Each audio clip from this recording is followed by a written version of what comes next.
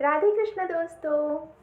तो आज हम लोग बात करने वाले हैं कि क्या बलि देना चाहिए। दोस्तों, बलि एक बहुत ही संशय वाला प्रश्न होता है ना सबके मन में कि हम सनातन धर्म से हैं और क्या हमें अहिंसा, जो हमारे धर्म ने हमें सिखाया है ना, अहिंसा से रहो, हिंसा ना करो, तो क्या बलि देना हिंसा है और क्या हमें बलि देना चाहिए? क्योंकि अगर हम बलि दे रहे हैं और हम हिंसा कर रहे हैं तो क्या हमारे भगवान उसका हमें दंड देंगे? ये सारे प्रश्न आपके मन में होगा, मेरे भी मन में था, लेकिन मैंने गीता को पढ़ा और गीता को पढ़ के जो मुझे ज्ञान की प्राप्ति हुई है, मैं उसी अपनी समझ से मैं आपको ये शेयर कर रही हूँ। मेरे जैसे बहुत से लोग के मन में ये रहता है ना कि हम बलि दें ना दें।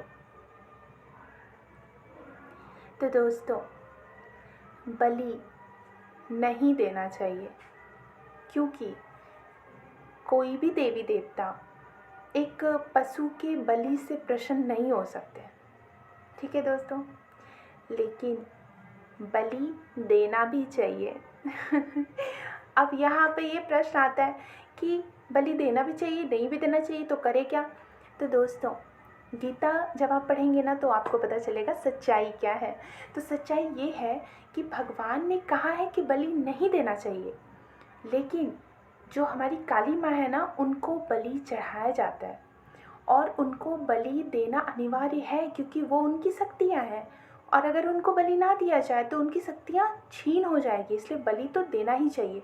तो जो इंसान बलि दे रहा है, अपने जो विष को रखा है आपने और बलि कबूला है, तो वो विष अगर आप पूरा करवा रहे हैं तो आपको उसका पाप ये लिखेगा कि जिस पशु के आपने बलि दिए वो तो तत्काल मुक्त हो जाता है, लेकिन उस पशु के शेष आयु को आपको उस पशु के रूप में जन्म लेके जीना पड़ेगा।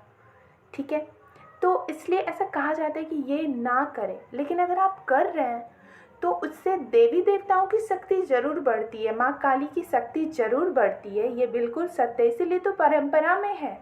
इसलिए हमें ये सोचना चाहिए कि हम क्या बलि के अलावा कुछ और करें, या कहीं कहीं पे बलि कान कान को सिर्फ छोटा थोड़ा सा काट के भी दिया जाता है, पूरे पशु को नहीं मारा जाता है।